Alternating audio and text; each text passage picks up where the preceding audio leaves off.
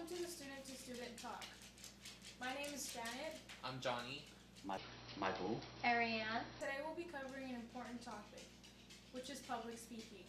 We'll be covering handling speech anxiety, delivery, using visual aids in PowerPoint, and the two very, very important topics, which is personal narratives and informative speaking. Alright. Sorry. So when it comes to handling speech anxiety, what do you guys suggest we do? Practice. That's definitely one of the most important things to do. I think practice is like super important because even though I practiced a lot, when I got up there, I was like Yeah, he was like mumbling. Yeah. I've seen people that didn't practice that started to say the same thing over a lot of fillers that they don't practice. Like, Well, even when you practice, like once you're up there, you get stage fright. So I think what really helps is actually the posting, the power like posting this. technique. So It actually just helps. chill, Yeah. stretch. it makes you feel in control of like what you're doing. Definitely. I also think that if you practice in front of other people, Yeah. that actually also helps you feel a little more confident. Especially if they have really constructive criticism to build upon. I think that's really important for them to have. Another thing that I suggest about like practicing is like really know what you're saying, because when people go up there like, today I'm gonna talk to you guys about, and I'm just like, okay, you obviously don't know what you're talking about. It's obvious. Yeah. As long as you're able to, I had to wing some of my speeches to a certain extent if I didn't know how to really portray it. But at least you didn't read off of it. Yeah, I didn't read off of it. Yeah. I knew my topic well enough not to be able to read, but to wing and add in information that I needed to make it seem longer than usual. I think part of this class is you need to be able to improvise parts of your speech if you have to.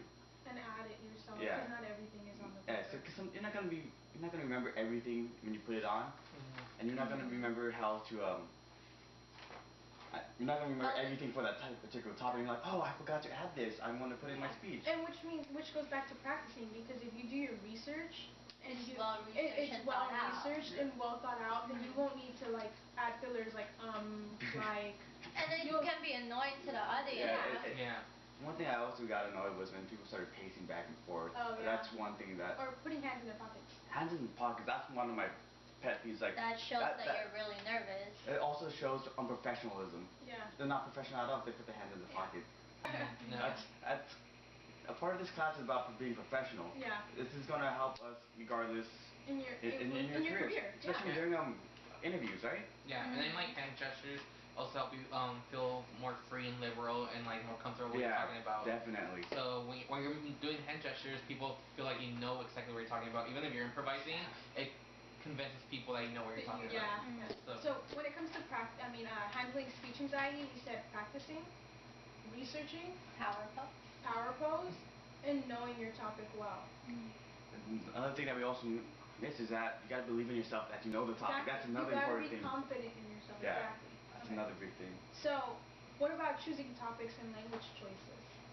Let's start with the personal narrative first. Okay. It has to be real. Yeah. You can't make it up. Yeah. All the stories is real. I mean, like, you can exaggerate details to make it seem more lively, but and then you need to have something to have a moral statement. I remember when I did mine, I think the moral of mine was don't run around and don't let your kid run around naked. Oh yeah. Oh, that was funny. Yeah. See, when I did mine was about like listening to your mom, because my parents were so strict on me, and first outing that I got like wasted. But I mean, my story was like my boyfriend's brother was like trying to convince me. Yeah, he was out there, but the way I did my gestures, he was like, "Oh, come on, Janet!" Like I kind of like over exaggerated, but it caught the audience's attention.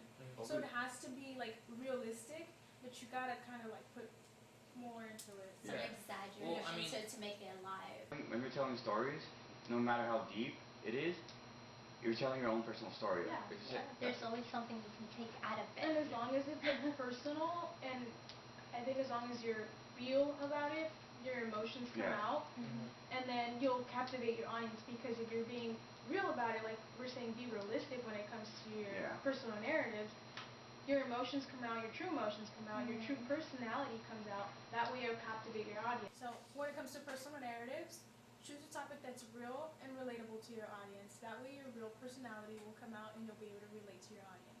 So when it comes to choosing topics for informative speeches, we also suggest that it's something not too complicated. Because if you're up there explaining it, it's just gonna be like you do this and you do that and then you do that and we're just like, okay, wait. What just happened? Yeah. don't- I have to be able to remember it. Like, in order for us to do it, I think it's like, you have to be able to go home and remember what you saw. Choose something that you're very passionate about or something that you've learned previously and you want to expand your knowledge about it, so that way you'll be more aware of your passion or something that you're wanting to learn more about. I think it should also be something that You're comfortable with and that you know enough to like teach it to somebody else. Yeah. Because you're basically trying to teach someone something.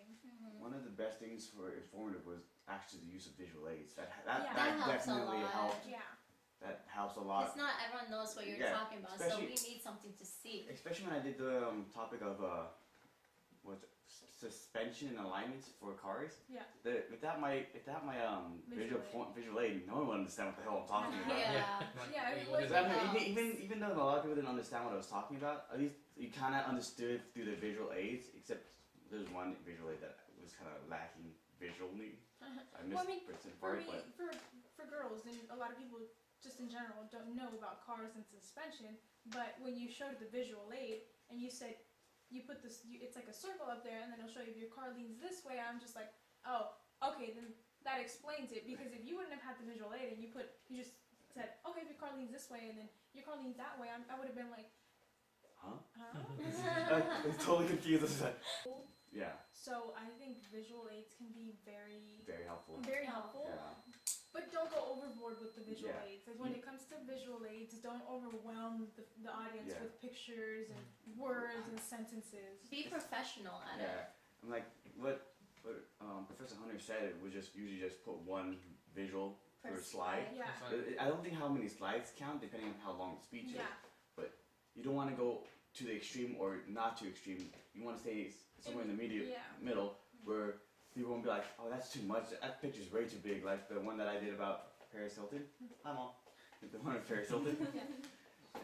Like she was saying how it was a little over the top. Yeah, because she was too skinny Yeah. and it was not But real. I don't know. But that also, I think we also forgot to tell them about Photoshop through our Yeah. project. Yeah. That's what I forgot to cover in the topic. So it goes back to when you're choosing visual aids or information, always try to go with credible sources. Yeah. The do's and don'ts. Do's and don'ts. Yeah. Do's and don'ts. And I think one of the biggest don'ts is reading off the paper and using fillers.